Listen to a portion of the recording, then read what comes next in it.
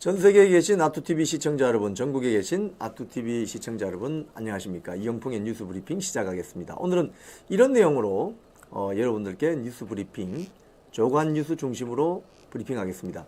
보수 신문들의 잇따른 태세 전환, 아마도 어제 헌법재판소에서 있었던 윤석열 대통령에 대한 탄핵 심판, 거기서 윤석열 대통령이 개인적으로 굉장히 적극적으로 변론하는 그 내용들을 오늘 좀 상세하게 설명드릴 텐데, 그 내용들을 보고 보수신문들이 약간 태세 전환을 하는 거 아니냐, 이런 관측이 있습니다. 그리고 윤석열 대통령이 그 헌법재판소 나와서 적극적으로 변론하면서 헌법재판소 재판관들이 이건 내란으로 판단할 수 있나, 이런 난항이 예상된다는 보도도 있습니다. 대선 후보가 어느 당이 좋으냐 여론조사를 했더니 국민의힘 쪽 대선 후보 찍겠다는 국민들이 46.1%, 민주당 후보 찍겠다는 사람이 43.3%로 국민의힘 대선 후보가 당선이 유력하다, 예를 들자면 그런 여론조사 결과가 나와서 관심을 모으고 있습니다. 자, 먼저 오늘 주요 신문들의 칼럼, 사설들을 보면서 제가 좀 분석을 해드리겠습니다. 동아일보 송평인 칼럼, 법원은 법대로 했나, 이걸 한번 보시면, 동아일보가 사실은 이번 탄핵 정국 사태에서 보수신문 그룹인 조중동에서 아주 집요하고 강렬하게 윤석열 대통령을 공격했던 신문입니다. 그런데 오늘 그 송평인 칼럼, 이 송평인 씨는 동아일보 논설위원이에요. 그러니까 칼럼을 쓰는 사람들이 외부 기고 칼럼이 있고 또 내부의 논설위원 칼럼이 있는데, 논설위원 칼럼은 그 언론사의 좀 색깔을 드러내거나 반영한다고 볼 수도 있죠. 그런데 지금 오늘 송평인 칼럼을 이렇게 보면 법원을 아주 강력 비판합니다. 법원을, 이 내용을 보면 법원은 법대로 했나, 몇 가지를 다루는데, 첫 번째, 서부지방법원의 신한미 판사가 발부했던 그 2차 체포영장, 거기에 보면 형사소송법 110조를 배제한다는 언급이 빠졌다. 즉 배제한다는 언급이 있었던 것이 1차 체포영장이거든요. 이순영 영장 전담 판사. 그런데 2차 체포영장에서는 그 언급이 빠졌다. 왜 빠졌냐? 2차 영장에서 110조, 형소법 110조 배제 언급이 빠진 것은 1차 영장의 위법성을 자인한 것이다. 이렇게 송평인 칼럼을 지적합니다. 위법성을 자인한 것이다. 즉 이순영 영장 전담 판사가 1차 체포영장을 발부하면서 거기에 대통령 관저 같은 군사상 기밀이 요하는 곳에는 출입 허가를 받아야 되는데, 그 건물의 주인장, 대통령이나 경호처장이나 그 사람들의 성낙 없이는 거기 들어가면 안 된다라는 형사소송법 110조, 111조를 예외로 한다, 이렇게 해서 영장 발부를 했거든요. 근데 영장 집행 실패했죠. 두 번째, 이 영장 집행에 성공했던 신한미 판사가 발부한 영장은 그 형소법 110조, 111조를 예외로 한다는 걸 배제한다는 언급이 빠졌어요. 즉 스스로 이순영 영장 전담 판사가 발부했던 그 내용이 위법하다, 같은 판사가 봐도, 같은 지방법원의 판사가 봐도 이건 위법하다는 자인한 것이다, 이렇게 비판하고 있어요.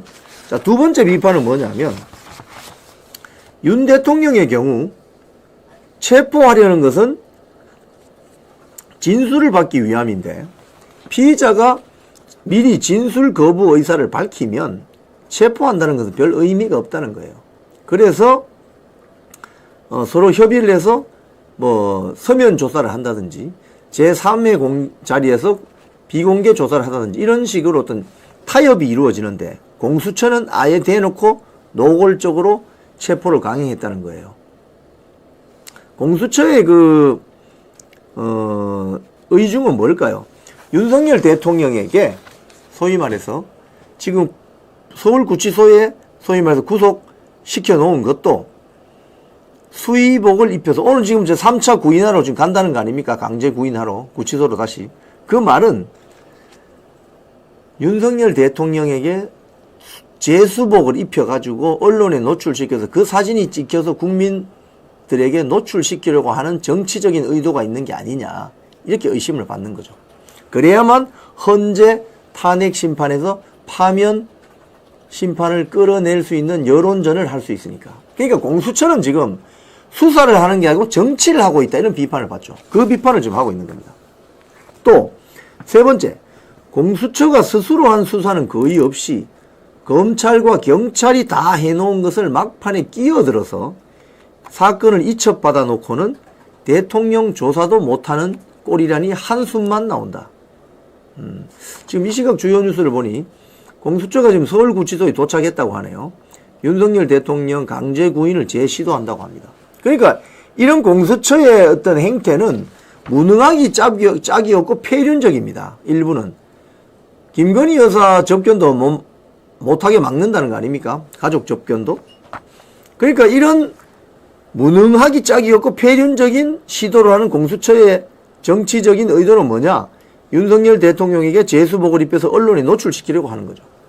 그래서 윤석열 대통령 지지자들의 기세를 꺾고 헌법재판소에서 탄핵 심판 사건에서 파면을 이끌어내기 위한 의도다.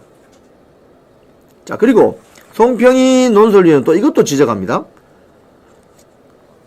대통령에 대한 영장을 공수처가 서울중앙지법에 낸 것이 아니고 서울 서부지법까지 와서 영장을 청구할 때 왜 그랬냐 이거죠. 왜 그랬냐.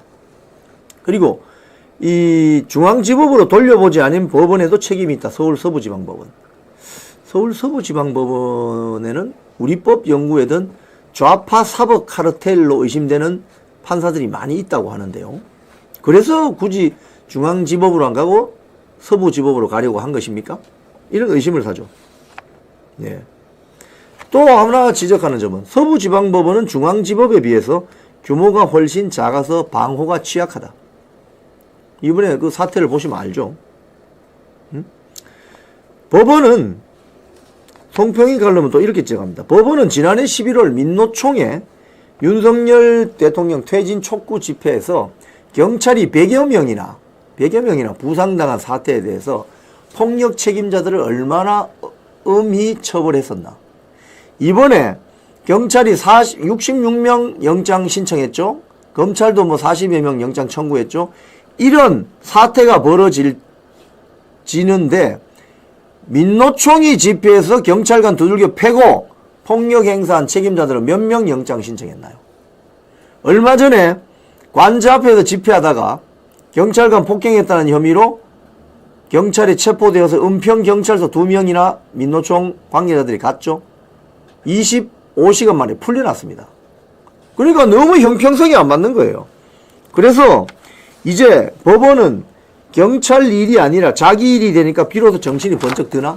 이런 이야기를 합니다. 법원의 책임도 적지 않다.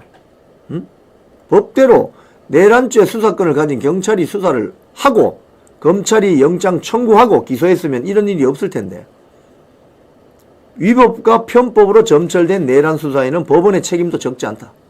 이게 결론입니다. 자, 그런데 여기서 제가 여러분에게 말씀드리고 싶은 것은 동아일보가 갑자기 왜 이러지? 동아일보가? 뭐 논설위원 한 명은 저렇게 쓸 수 있겠지. 근데 사설도 보니까 좀 그런 냄새가 나요. 태세 전환 냄새. 오늘 사설입니다. 동아일보.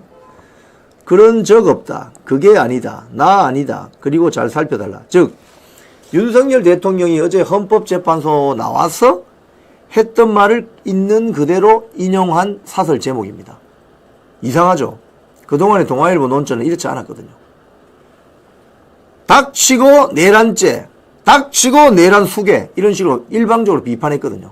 그런데 윤석열 대통령이 어제 헌재에 나와서 한 말을 그대로 그런 적 없다, 그게 아니다, 나 아니다, 그리고 잘 살펴달라 이렇게 인용 보도를 합니다. 즉 윤석열 대통령의 발언을 팩트 그대로 반영을 해요. 그리고 자의적이고 임의적인 판단을 절제합니다. 동아일보가. 왜 이럴까?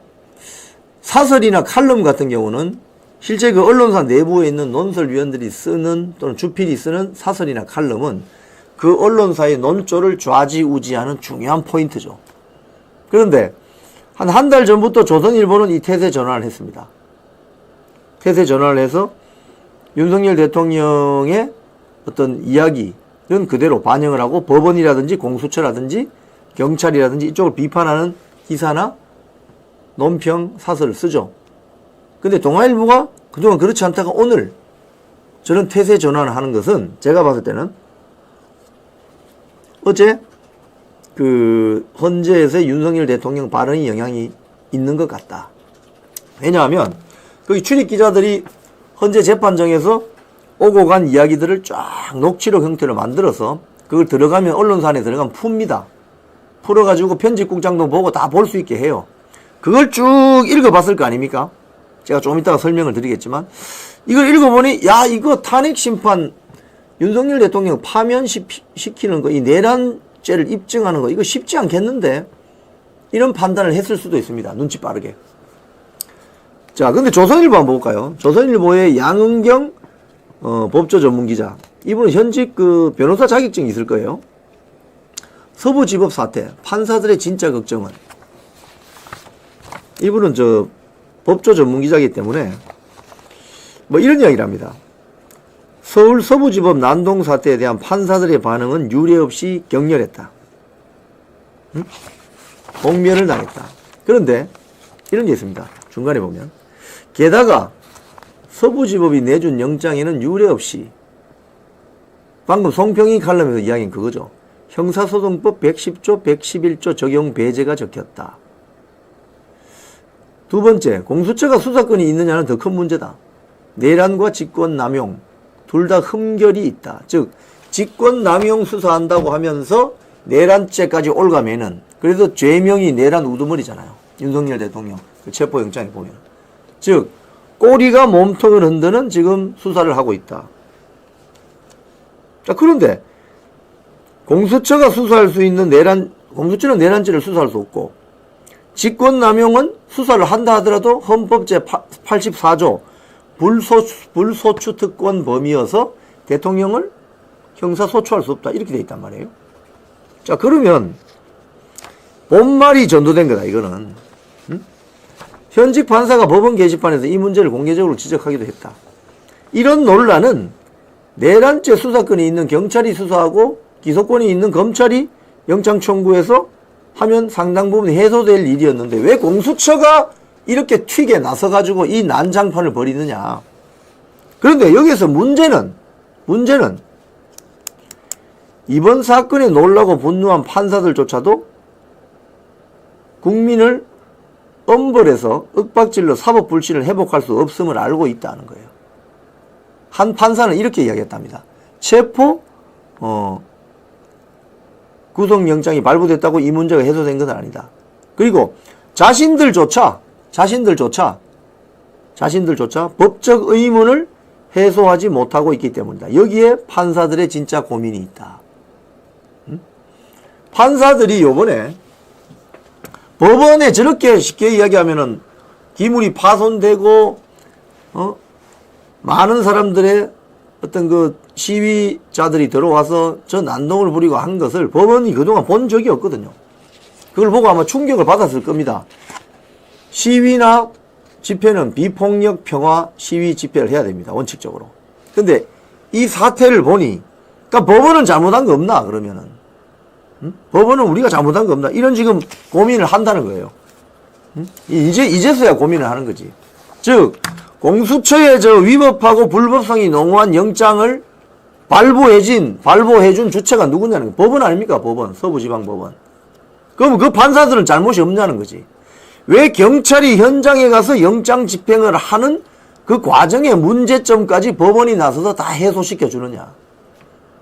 거기까지 왜 법원이 같이 고민하느냐 이거예요. 법원은 영장의 적법성과 그 내용만 확인하면 되는 것이지. 왜 형사소송법 110조, 111조를 예외로 한다. 또는 그건 이제 이순영 영장 전담 판사의 1차 체포 영장이었고 2차 신한미 영장 전담 판사는 뭐라고 했냐. 일출 전 일몰 후에도 영장을 집행할 수 있다고 도장을 딱 찍어줬어요. 그래서 새벽 5시에 들어갈 수 있었던 거죠. 새벽이나 밤에도 들어갈 수 있다. 그러니까 영장 집행하는 경찰이나 공수처가 특히 경찰이 영장 집행하는 과정에서의 절차적 어려움을 법원이 왜 나서서 그것까지 관여해서 풀어주냐 이 말이에요 이게. 어? 법원이 직접 현장에 가지 않지만 경찰이 영장 집행해서 대통령 잡아넣기 편하게 해준 거 아니냐는 거지 법원이. 이런 법원이 공정하고 사법 정의를 이야기할 수 있냐 이 말입니다 지금. 조선일보가 이런 식으로 이제 때리고 있죠. 동아일보도 이제 태세 전환. 지금 조선일보 오늘 사설은 사실은 이런 사설이 있습니다. 또 국민 세금 13조 원으로 이재명 선거운동 하려는 민주당 이러면서 민주당을 까고 있습니다. 그런데 이 사설의 제일 뒷부분에 보면 민주당이 지역화폐로 전국민 25만원 재난지원금 고집하는 이유는 조기 대선을 염두에 두고 현금 살포로 활용하려는 저희가 깔려있다. 이거죠 뭐. 민주당은 지금 조기 대선을 예상합니까? 아직까지 성급한 판단 같은데. 이 현금 살포도 말이죠. 현금 주는 것도 아니에요 사실은. 현금 주는 것도 아니고 뭐 지역사랑 뭐 상품권 이런 식으로 일종의 쿠폰으로 주려고 하는 거죠. 그러니까 13조 원을 풀면 현찰로 풀면은 될 텐데 왜 지역사랑 상품권이나 뭐 나라사랑 상품권 이런 식으로 하겠습니까? 그걸 하려면 그 상품권을 발행해서 배급하는 소위 말해서 브로커 회사가 필요합니다. 대행사. 대행사는 브로커 피, 대행 수수료를 1.3% 가져갑니다. 그러면 13조 풀면은 거의 200억 넘는 돈이 대행사로 가죠. 그럼 그 대행사는 어떤 회사냐? 이재명이 성남시장 경기도지사 할 때 코나아이라는 회사 기억하세요? 코나아이? 그 회사가 그 대행 수수료를 가져갔습니다. 수수료만 받는 게 아니라 낙전 수익도 생겨요. 상품권 10만원 가져가면 10만원치 다 못 쓰고 뭐 몇천원이 남잖아요.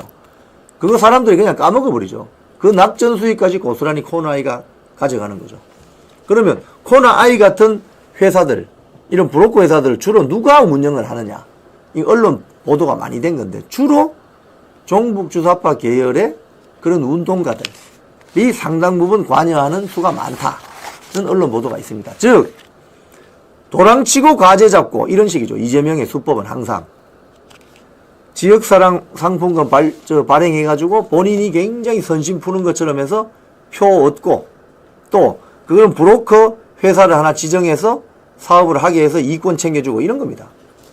이걸 13조 원의 국민 돈을 빼돌려서 하겠다는 거예요. 현찰로 줘 그냥 그럼 현찰로 인플레이션 나겠지만 왜 굳이 지역사랑 상품권 이런 거 만드냐 이거지.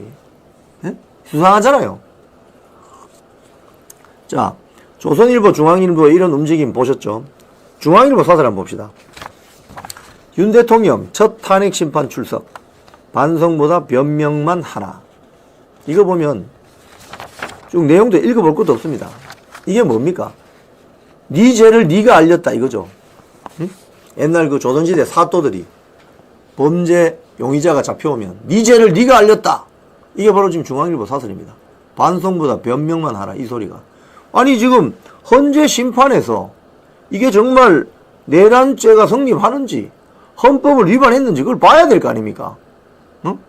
무죄 추정의 원칙도 몰라? 형사법에서? 근데 뭐라고 합니까? 변명만 하나. 네 죄를 네가 알렸다 이러고 있는 거죠. 그러니까 중앙일보 사설도 이 맛이 간 겁니다. 여전히. 한겨레신문, 경향신문 차례로 한번 볼게요. 한겨레신문. 수사 거부한 채 헌재에서도 극우 준동 부추긴 윤석열. 이거는 뭐 중앙일보에 네 죄를 네가 알렸다 이 정도가 아니고 니는 완전히 극우다 이런 식으로 몰아붙이는 거죠. 여기에 보면 뭐 부정선거 음모론을 들고 나왔다 이런 이야기를 하는데 한겨레신문이 그동안 부정선거 음모론에 대해서 탐사 보도한 적이 있는지 제가 묻고 싶어요. 탐사 보도 해봤어요? 한겨레신문은?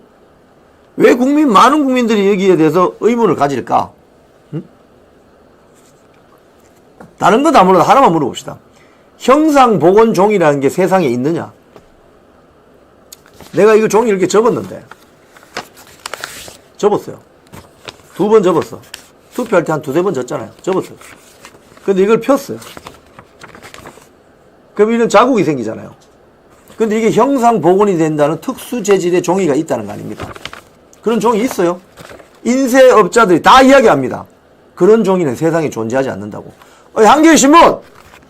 이거부터 빨리 탐사 보도해봐. 이런 사설 쓰지 말고. 이런 종이 세상에 있는지 탐사 보도해보라고. 다른 거 다 좋아. 그래, 오케이. 이런 종이 있어. 형상 복원이 되는 종이가 있냐고. 세상에. 비닐조차도 이렇게 접으면 나중에 흔적이 남지. 그거부터 탐사해 보도 취재해 보시기 바랍니다. 한겨레 신문은. 한겨레 신문 기자들 많잖아. 쉽게 봐. 이거 좀 설명해봐. 형상 복원되는 특수 종이가 있다고 하는데. 빳빳한 신권 집회처럼 들어가는 투표, 분류기에 들어가는 그 투표지 어디서 나온 거야, 그거? 형상 복원 종이라고? 인쇄업자, 인쇄소 가서 한번 물어봐. 그런 종이 있는지, 세상에. 이런 탐사 보도는 하지 않고 말이야. 오로지 선거 부정 이야기하면 저 극우야, 극우, 저 음모론자야. 그렇게 하지 말고 실제로 취재를 해 보시라고. 스스로. 경향신문, 윤석열의 헌재 궤변, 헌법 법치 농락이다. 경향신문 사들은 이런 어떤 제목을 뽑기 전에 왜 공수처가 내란죄 수사권도 없는데 이 수사를 덥석 물어가지고 이 난리를 치는지, 서부지방법원의 영장 전담 판사들의 영장 발부 문제는 없는지 이런 걸 지적해야지. 그래야 독자들이 고개를 끄덕일 수 있지. 이거 헌법 법치 농락이다. 이거 뭐 대학가 어찌 대자보 뭐 신문이에요? 경향신문? 대한민국 언론이 이번 그 탄핵 정국에서 적나라하게 지금 드러나고 있지만 8년 전 박근혜 대통령 탄핵 정국에서 드러났던 우리 대한민국 언론의 그 부끄러운 민낯 실체가 지금 그대로 드러나고 있습니다. 가짜 뉴스, 음모론 뉴스, 괴담 뉴스, 확인되지 않은 마구 퍼뜨리기. 정말 이 대한민국 언론은 이대로는 안 되겠다. 이런 게 지금 현장에 나오신 많은 국민들의 목소리입니다. 이런 언론을 우리가 왜 봐야 되냐? 이런 오염돼 있다고 보이는. 제대로 뭐 이런 거 아닙니까? YTN 어떤 여기자는 탄핵 반대하는 집회에 나와서 온 마이크를 잡으면서 탄핵 찬성 집회에 많은 사람들이 왔습니다. 이러다 들통났잖아요. 그 동영상을 보면 들통나가지고 그 탄핵 반대 집회에 나온 한 분이 저 방송 끝났어요. 제가 한마디 해도 되나요? 물으면서 아니 여기 탄핵 반대 집회인데 왜 탄핵 찬성 집회라고 이야기하느냐. 이런 식으로 따지니까 그 기자가 고개를 푹 숙이고 도망가는 장면. 그게 지금 대한민국 언론의 진짜 모습입니다. 부끄러운 모습. 보도는 팩트에 기반해서 해야죠. 1 더하기 1이 2가 되잖아요. 그 팩트를 보도해야지. 1 더하기 1이 3이나 5가 되면 됩니까 그게? 그래서 대한민국 언론의 지금 저널리즘 실종 사태는 바로 이런 게 있다는 거예요.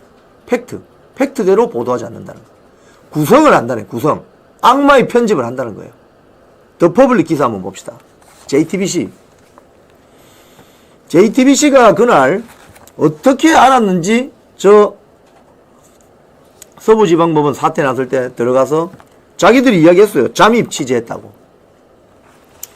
저는 그 말을 100% 믿을 수가 없어요. 잠입 취재란 것은 사전에 기획하고 계획했다는 것인데 서부지방법원 후문이 저렇게 뚫릴 줄 누가 알았습니까?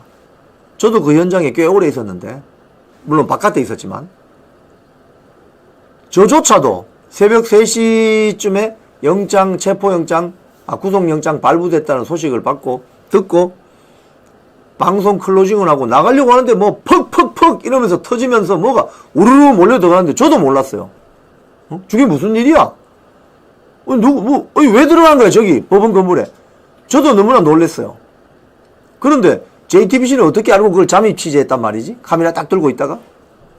그래서 수상한 거예요. 근데 더 수상한 것은 여기 보면은 여기 사진 보시면은 JTBC 특집 뉴스룸 폭동 선동 앞장선 극우 유튜브라고 되어 있죠. 자막에 밑에 보면 출처에 유튜브 어쩌라제 밀어 들어가 이 유튜브 어쩌라제는 좌파 유튜버입니다. 그런데 JTBC의 이 보도에서는 이게 극우 유튜브라고 소개를 해요.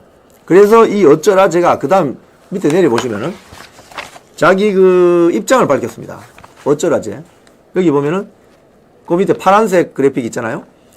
여기 보면은 JTBC 뉴스 영상과 어쩌라제 유튜브 원본 영상을 비교해 봤더니 영상에 나오는 음성도 다릅니다. 이게 무슨 소리냐면요. JTBC 그 화면을 보면은 불 끄는 소화기로 그 사무실 자물쇠 있잖아요. 뭐 게이트맨 그걸 빵 치는 장면이 나옵니다. 빵 치는 장면이 나오는데 어쩔 아재 영상에는 거기에는 그냥 소화기로 문을 때리는 장면만 나오지 차은경이 어딨어? 영장 판사 있잖아요. 차은경 어딨어? 라는 말은 없다는 거예요. 즉 요즘은 이 영상들이 다 디지털 파일이기 때문에 비디오 파일, 오디오 파일이 같이 이렇게 녹화가 되잖아요. 그러면 비디오 파일과 오디오 파일을 분리할 수 있습니다. 그래서 서로 다른 시계열에 있던 비디오와 오디오를 이렇게 붙일 수가 있어요. 같이 이건 이제 영상 편집 조작이죠. 그걸 했다는 거예요. 지금 JTBC가 이 어쩌라제 주장에 따르면 이런 걸 방송계에서는 뭐라고 하냐면은 악마의 편집이라고 합니다. 악마의 편집. 차은경이 어딨어? 이 발언을 그 소화기 두들기는 그 장면에 붙여가지고 소위 말해 선동성을 더 가미한 거죠. 이게 팩트 보도입니까? 이게 바로 이런 게 가짜뉴스지. 가짜뉴스. 그림하고 비디오하고 오디오가 달라요. 그럼 이게 가짜지. 가짜뉴스입니다. 기본적으로 JTBC는 이번 여기 잠입한 거 자체부터 수상하고 그리고 잠입했는데 왜 어떻게 경찰이 안 잡히고 자기는 나왔지? 그리고 지금이라도 법원 건물을 무단 침입한 범죄 행위에 대해서 경찰 수사당국은 JTBC 취재진에게 문제를 삼으시기 바랍니다. 왜 66명에 대해서는 구속영장을 신청하면서 그중에 법원 건물 무단 침입했다고 40여 명이 지금 영장이 신청됐잖아요. 근데 왜 JTBC 취재진은 왜 영장 신청 안 하지? 응? 그 당시 서부지방법원에 들어가는 뭐 허가증 받았나? 허가증을 받았다면 경찰하고 짠 거지. 허가증 안 받고 들어갔으면 그거는 무단 침입이지. 그러니까 지금이라도 경찰은 JTBC 취재진을 체포해서 수사할 필요가 있는 거예요. 그래야 사법의 형평성이 맞죠. 형평성이. 법원 건물에 무단 침입했다고 40여 명이 지금 구속영장 신청됐습니다. 근데 JTBC 기자들은 뭐예요, 그럼 도대체? 에? 허가증이 있었나? 들어갈 수 있다는 허가증? 그 허가증 그럼 누가 줬는데? 경찰이 줬나? 그럼 경찰하고 짠 거고. 안 받았다? 허가증 없이 들어갔다? 그럼 무단 침입이잖아요. 그럼 똑같이 영장 신청해야 되는 거 아니냐, 이 말입니다. 에? 그런 점에서 이번 JTBC의 이런 행태는 아무리 느슨한 기준을 대서 봐도 이거는 용서할 수가 없다. 그리고 이 사태가 불거지니까 제가 뭐 어제 방송에서 말씀드렸지만은 지들이 찍은 그 영상 원본을 또 법원에 제출했어요. 이건 언론 자유의 기본도 모르는 행태입니다. 방송사의 그 원본 영상은요, 대통령이 내놔라 해도 내놓는 거 아닙니다, 사실은. 그건 언론 자유를 침해할 수 있는 아주 중대한 조치거든요. 아마도 중요한 사건이 일어나서 법원에서 그 원본 영상을 제출하라는 어떤 명령서가 나와도 정말 끝까지 고민해 봐야 되는 겁니다. 근데 그걸 먼저 갖다 줬어요. 그 말은 뭔 소리냐? 그 영상에 찍힌 사람들 다 잡아 넣으라, 이 소리 아닙니까? 그러면서 지들은 언론 자유에 따라서 취재 활동한 것이다, 이렇게 빠져나가는 거죠. 이게 얼마나 가증스럽고 기만적인 행태입니까? 이번 탄핵 정국 사태가 어떤 식으로든 정리가 되면 이런 행태를 벌인 대한민국 언론에 대해서는 국민의 심판이 뒤따를 것이 자명합니다. 두고 보십시오. 자, 어제 윤석열 대통령 헌재 심판 사건 좀 설명드릴게요. 윤석열 대통령이 아주 적극적으로 변론을 했습니다. 조선일보 보도를 보면은 최상목 쪽지, 군경 진술 증거를 부인했어요. 그래서 지금 헌재가 이거 내란으로 판단해도 될까라는 그런 난항을 겪을 것 같다, 이런 지금 기사입니다. 이 핵심 포인트가 뭐냐면 1번 최상목 지금 권한대행이 있잖아요. 최상목이 받았다는 비상입법기구 쪽지라는 게 있는 모양이에요. 여기 언론 보도를 보면은 국회 예산을 차단하고 국가 비상입법기구 관련 예산을 편성하라는 내용이 적힌 A4 용지 한 장짜리를 최상목이가 받았다고 하는데, 이게 어떻게 공개됐는지도 저도 참 궁금합니다. 준 사람이 있으면 받은 사람이 있을 거 아닙니까? 받은 사람은 최상목이에요. 그런데 준 사람이 누구냐? 실무자라는 거예요. 실무자. 그러면 여기서 문제가 발생해요. 윤석열 대통령이 직접 작성해서 직접 준 게 아니다라면 윤석열 대통령이 내란을 추동했다는 증거가 안 되잖아요. 실무자가 써가지고 줬다는 거예요. 그럼 그 실무자가 문제 삼아야지. 그게 하나 있고, 증거가 불명확해요. 윤석열 대통령이 이렇게 이야기했습니다. 나는 쪽지를 준 적도 없고 계엄 해제 후에 이런 메모가 나왔다는 언론 기사를 봤다. 이걸 만들 사람은 국방장관 김용현 밖에 없었는데 그때 구속이 돼 있어서 확인을 못했다. 허허.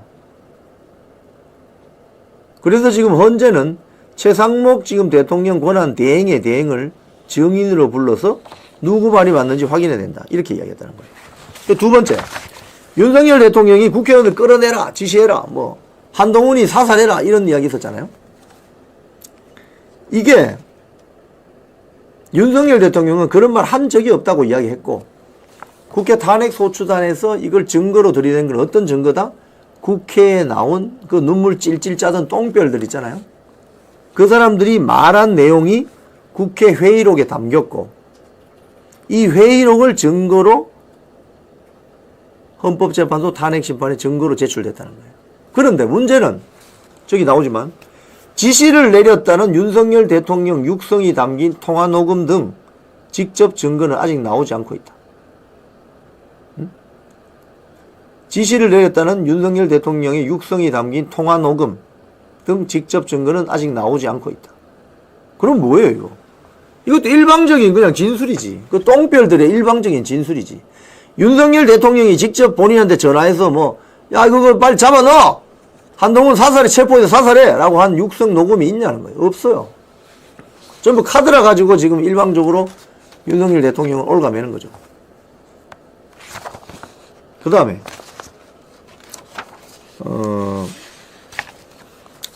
이 기사의 마지막 부분에 이런 게 있습니다. 법조계에서는 명확하지 않은 증거에 대해서 헌재가 어떻게 해석하고 판단할지에 따라서 윤 대통령 탄핵 여부가 결정될 것이다. 지금 증거들이 명확하지 않아요. 육성 녹음도 없어. 쪽지 받았다고 하는데 직접 준 사람이 실무자야. 그럼 어떻게 되는 겁니까? 윤석열 대통령의 관련성들이 다 차단돼 버리잖아요. 그럼 윤석열 대통령이 여러 가지 혐의, 직접, 이경순 씨 말한 건 직접 증거 없으면 거짓입니다. 이런 거죠. 직접적인 증거가 없어요. 그래서 헌재가 윤석열 대통령에 대한 내란 판단에 난항을 겪을 것이다. 이런 이야기가 나오는 거죠. 이런 어제 헌재 분위기를 눈치차린 언론들이 그럼 태세 전환을 하는 거 아니냐? 이런 생각을 할 수 있는 거죠. 어제 헌재 재판에 나온 윤석열 대통령은 여러 가지 이야기를 했습니다만은 이 펜앤마이크 보도를 보면 국회하고 언론이 대통령보다 초갑이다. 펜앤마이크 기사입니다. 이 기사를 보면은 윤석열 대통령이 헌재 심판에 나서 아주 당당하게 이야기하고 있다는 걸 알 수 있습니다. 대통령보다 초갑이다.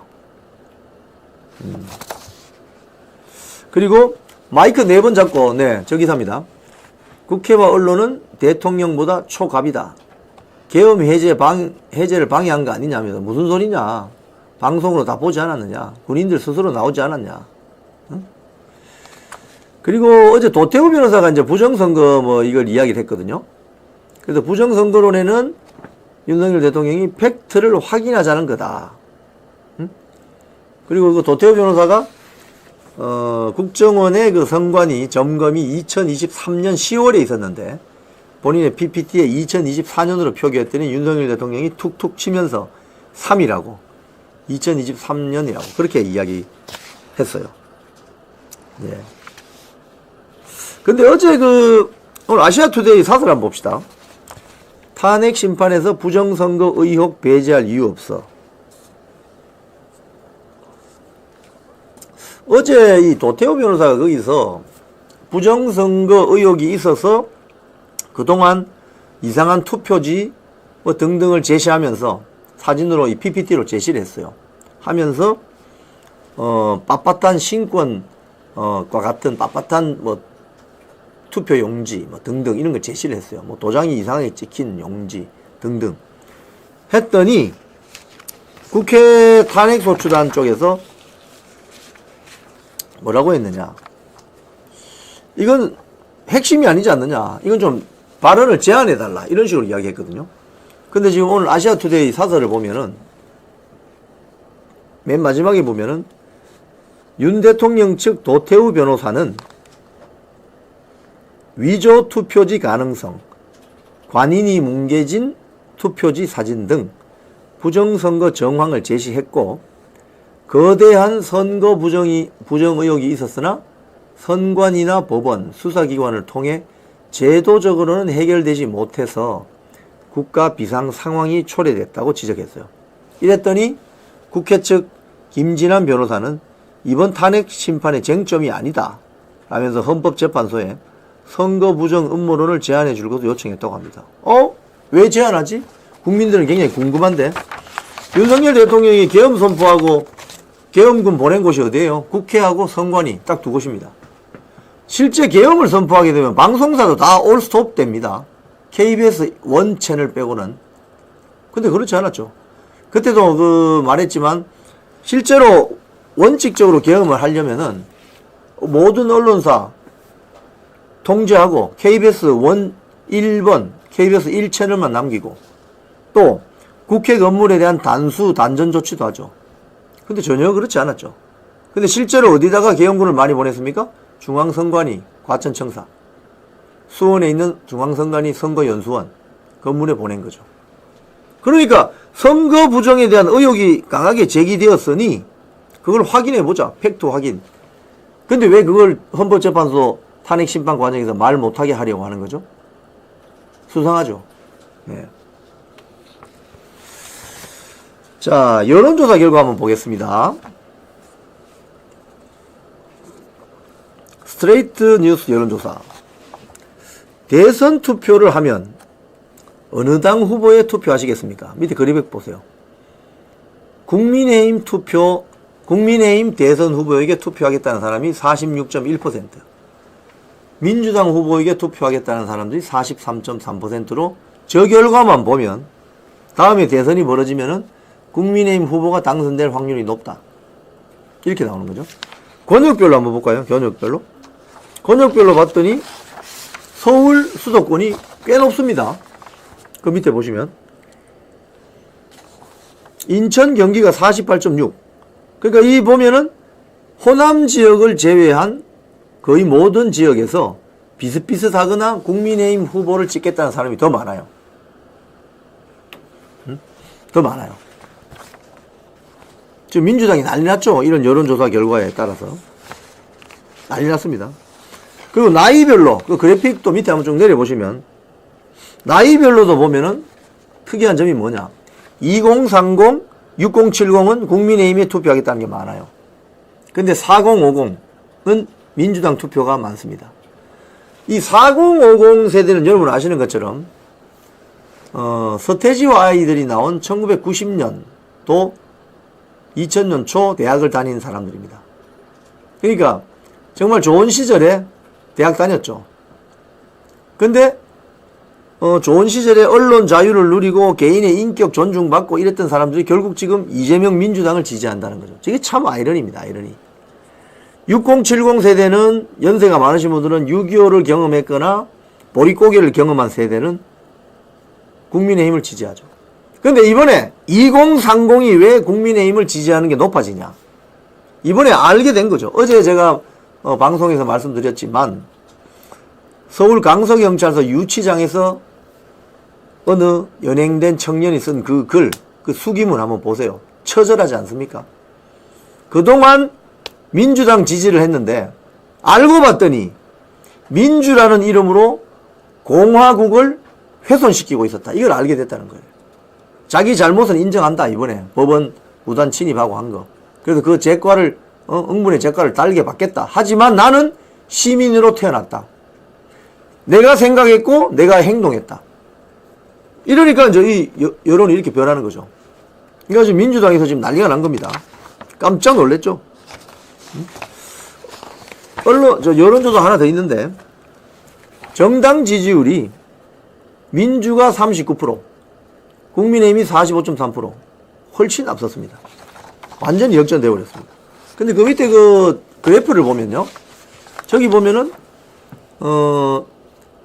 빨간색 그래프가 국민의힘 지지율이고 파란 게 민주당인데 갑자기 크로스되는 부분이 있죠. 저 지점이 윤석열 대통령이 구속되고 체포영장 집행되는 그 과정입니다. 그러니까 계속 하향세로 가던 빨간색 그래프 국민의힘 지지율이 작년 12월 3일 비상계엄이 선포되고 탄핵 정국이 이루어지면서 갑자기 윤석열 대통령과 국민의힘 지지율이 올라가기 시작한 거죠. 반대로 민주당 지지율은 급락하기 시작하는 거죠. 이재명 지지율도 마찬가지고.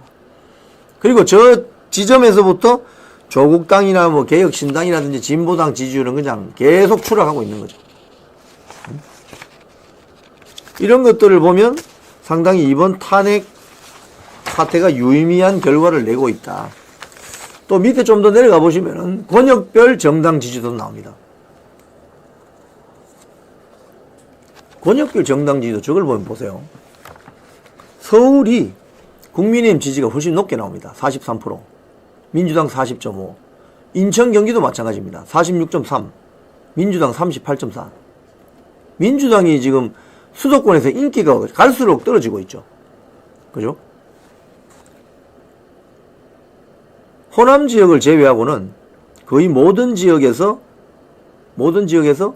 국민의힘 지지가 앞서는데 호남 지역도 보면 32.1%나 나옵니다.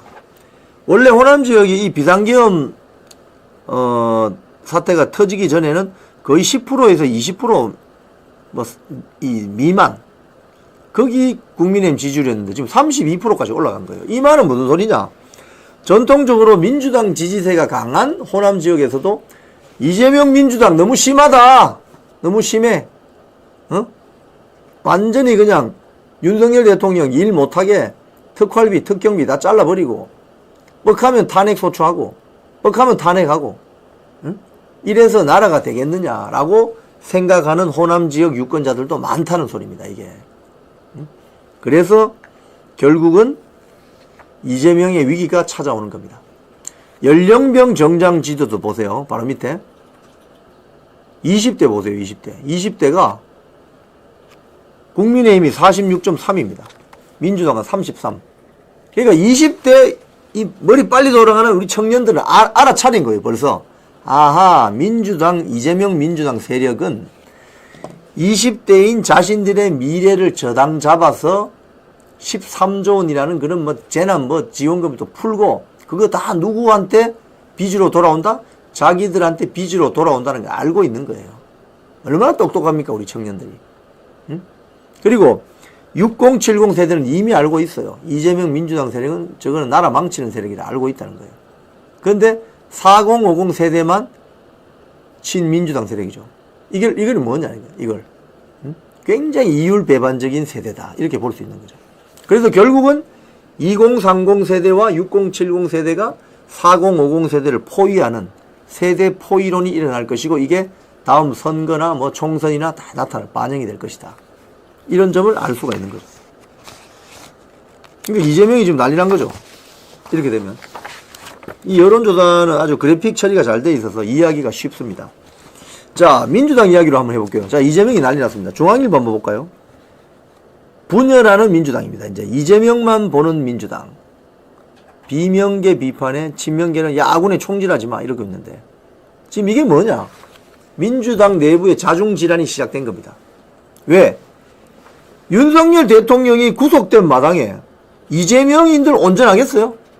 이재명이도 깜빵 가야 된다. 이런 여론이 막 일어나잖아요. 그게 사법정의다.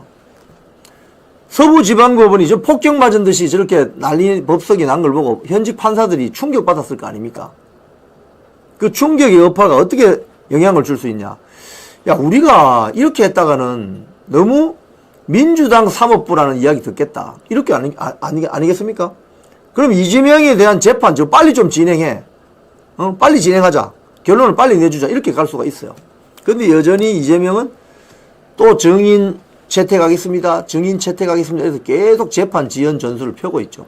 그동안 이걸 봐주고 배려했던, 관용을 베풀었던 판사들이 책임져야 되는 거 아니냐고. 그래서 지금 안에서 자중질환이 일어난다. 그리고 조선일보 보도를 보면은 지지율 떨어지자 고개 드는 비명계. 쭉 내려보시면 그래픽이 있어요. 목소리 내는 비명계. 가나다수는 한번 봅시다. 김경수. 우리가 바뀌어야 정치가 바뀐다. 김동연. 개헌 통해 제7공화국 출범해야. 김부겸. 탄핵 이후 여유있게 국정 리드 못한 민주당에도 실망감 작용. 이 민주당 앞에 갈로 치고 이재명 갈로 닫고 이게 들어가 있는 거죠. 임종석. 이재명만 바라보는 민주당. 국민 신뢰 얻을 수 있나. 아주 노골적으로 직격하죠. 이렇게 되면 뭐냐.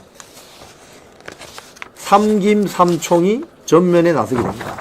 삼김 삼총이라는 건 삼김씨. 김동연 경기도지사, 김경수 경남도지사, 그 다음에 김두관 전 행자부 장관. 그 다음에 삼총은 노무현 문재인 시기에 총리했던 사람들. 정세균, 이낙연, 김부겸 뭐 이런 식으로. 이 삼김 삼총이 이제 드디어 깨고 나온다. 이재명은 비전 카드가 아니다. 이렇게 나올 가능성이 있다는 거죠. 그래서 윤석열 대통령이 본인이 죄수복을 입고 수감되어 있으면서 그 촛불에 촛농을 태우는 그 심정으로 불을 밝히고 있는데 이재명 민주당색이 이제 그 불에 노출이 되면서 힘이 빠지게 된다. 이거죠. 그래서 윤석열 대통령에 대해서 김민전 의원이 바보 윤석열이라고 하는 겁니다. 바보처럼 자기 초에 불을 붙여서 촛농을 계속 태우면서 그 어두운 것을 밝히는 그 역할을 해서 참 바보 윤석열이다라고 하는 거예요. 김민전 의원이. 근데 여기에 이재명은 바로 직격탄을 맞는 거예요. 그래서 공직선거법 대법원 확정 판결 5월 안에 나면 이재명은 대통령 선거 못 나옵니다. 10년 동안 피선거권이 제한되기 때문에. 김부겸은 아예 노골적으로 중앙일보하고 인터뷰에서 내 대선 나가겠다 선언했습니다. 김부겸, 민주당 하락세, 국민기대 못 미친다. 총대 매라면 매겠다. 강찬호 기자, 강찬호 논설위원이 사실 친한동훈 계열 좀 성향의 어떤 칼럼이나 이런 걸 많이 썼던 분 같은데 지금 이제 김부겸을 또 만나서 저런 이야기를 끌어내는군요. 즉 총대 매라면 매겠다. 대선 나오겠다 선언했습니다. 자, 이렇게 되면 김부겸이 나온다 이러면 김동연인들 이야기 안 하겠어요? 나도 나가겠다. 이렇게 되는 거예요. 그러면서 이재명에 대한 공직선거법 2심 징역형 유지되고 3심에서 확정 판결하면 이재명은 끝나는 거예요. 그냥. 이재명이 대통령 선거 못 나오는 것뿐만이 아니라 민주당은 430억 원이라는 지난 대선 국고보조금까지 반환해야 됩니다. 누가 책임지지? 이게 민주당이 지금 쉽게 이야기하면 자중질환이 일어나서 분열될 수밖에 없다. 그 원동의는 윤석열 대통령이 제공을 하는데 결국 윤석열 대통령에 대한 무리한 탄핵 소추안 뭐 등등 공수처, 정치공수처, 정치경찰들이 움직인 이 결과 이재명이 또 나가떨어지게 돼 있다 이겁니다. 자, 마지막 칼럼 하나 소개하겠습니다. 조선일보 칼럼입니다. 친중 반미로 가냐 친미 반중으로 가냐 기로에 다시 선 한국. 그 서브 타이틀을 보면 한국에 친중 정부 들어선다면 트럼프가 한국에 대한 불이익 조치를 할 수도 있다. 이용준 세종연구소 이사장님 말씀입니다. 지금 앞으로 대한민국의 뭐 대통령 선거나 국회의원 선거나 지방선거 많이 하겠죠. 핵심 키워드는 그겁니다. 너 친중이야 친러야 친북이야 이거 하나. 나는 친미야 친해양 세력이야. 난 친자유주의 세력이야. 이겁니다. 이거로 결판이 난다는 거예요. 여기 기로에 서 있다는 거예요. 이번 윤석열 대통령 탄핵 전국 사태는 이걸 이야기해주고 있다는 거예요. 에코 마운트님, 트스결 시대.